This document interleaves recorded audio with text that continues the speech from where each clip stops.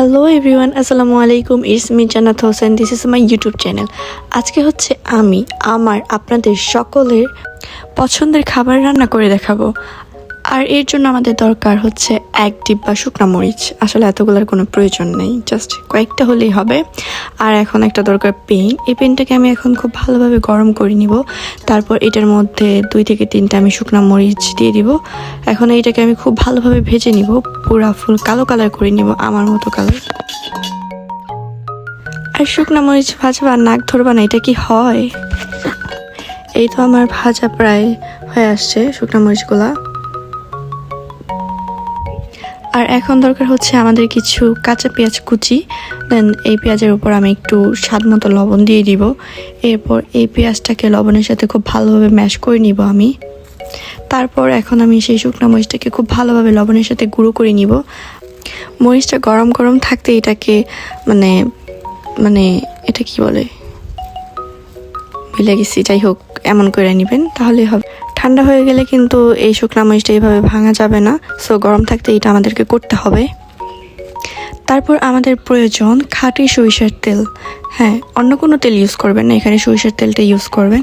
তারপর সরিষার তেল, মরিচ এবং পেঁয়াজ একসাথে খুব ভালোভাবে মাখাই নেবেন। এখন আমি এই পেঁয়াজ মরিচগুলোকে আলুর সাথে মাখাই নিব। আমি আলুটাকে আগেই ম্যাশ করে নিয়েছিলাম যখন আলুটা গরম ছিল। আই হোপ এভাবে আলুর ভর্তা বানাইলে সবারই খুব ভালো লাগে খাইতে।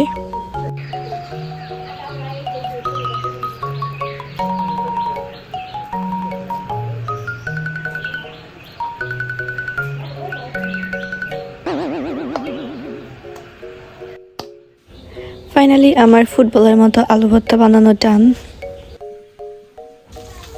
অ্যান্ড আমার সেকেন্ড ডিশ হচ্ছে ইলিশ মাছ ভাজা। আই হোপ সবাই বুঝেই গেছেন যে আমি কি রান্না করতে যাচ্ছি।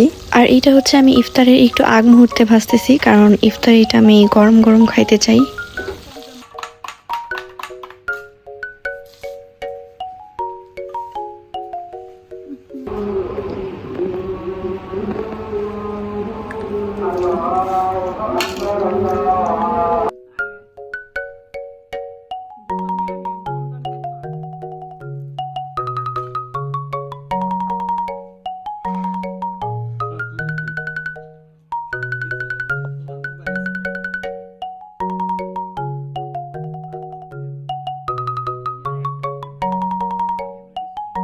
আমার জানা মতে প্রত্যেকটা বাঙালির এই খাবারটা খুব বেশি পছন্দ।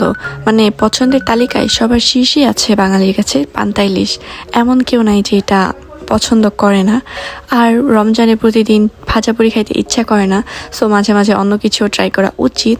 আর এই খাবারটা যে কতটা মজার হয় এটা আপনারা সবাই জানেন।